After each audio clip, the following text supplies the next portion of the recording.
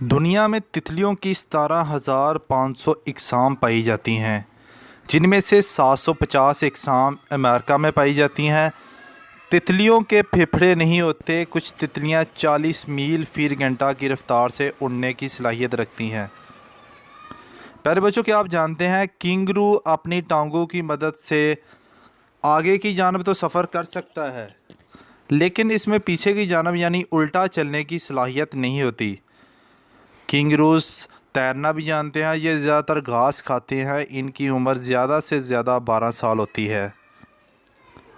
سمندری کچھوے کی عمر کافی طویل ہوتی ہے۔ وہ 100 سال سے زائد عرصے تک زندہ رہ سکتا ہے۔ اس کی عمر انسانوں اور ہاتھیوں سے بھی زیادہ طویل ہوتی ہے۔